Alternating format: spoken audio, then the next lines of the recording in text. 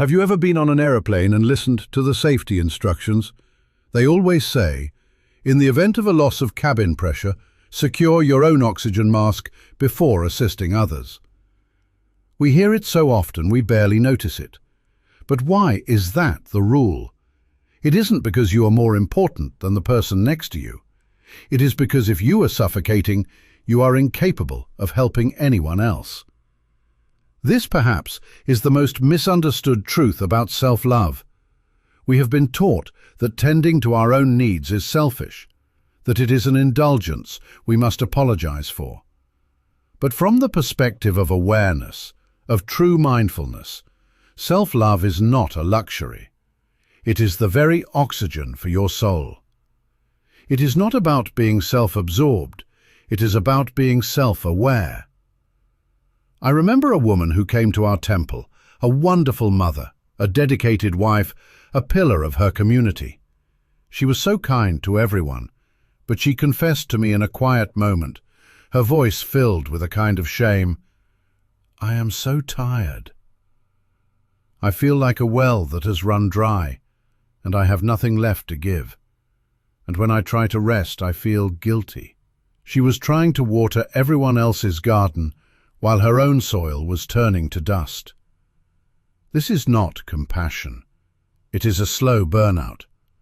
True compassion must include the one who is giving it. You see, the foundation of Buddhist practice is not self-denial, but understanding. And the first object of our understanding must be ourselves. How can you claim to understand another if you are a stranger to your own mind?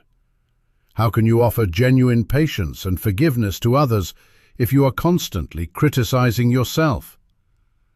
This is why we practice mindfulness, not to become perfect, but to become a compassionate friend to the person we are. Think of your mind as a garden.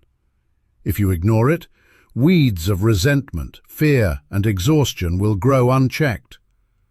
Self-love is the act of tending this garden.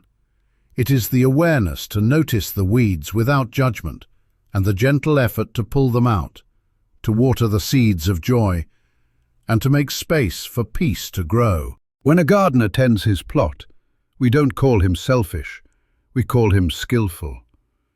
Your inner world is the most important plot of land you will ever tend. There is a story of two monks walking by a river. They came upon a young woman unable to cross the strong current. Without a second thought, one of the monks picked her up, carried her across, set her down, and continued his journey. Hours later, the second monk, unable to contain himself, burst out, "How could you do that? We are not supposed to touch women." The first monk looked at his companion and replied, "I set her down hours ago by the riverbank. It is you who are still carrying her." This is the heart of awareness. The first monk acted from a place of spontaneous compassion, free from guilt. The second was trapped in a story of rules and self-judgment. When we practice self-love, we are like the first monk. We address our needs with clarity and kindness, and then we let go. We do not carry the heavy burden of guilt for simply taking care of ourselves. So I invite you to try a very simple practice. Place your hand gently on your heart.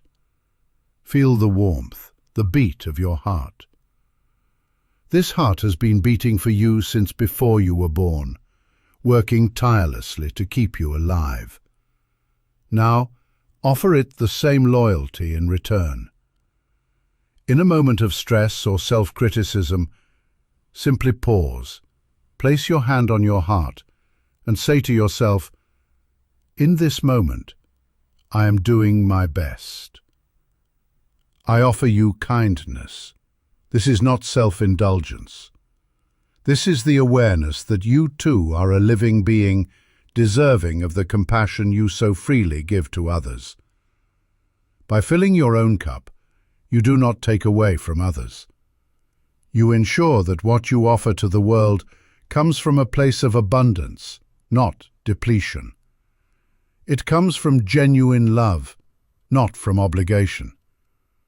This is how we heal, not just ourselves, but the world around us. One kind moment of self-awareness at a time. Thank you for your kindness in listening.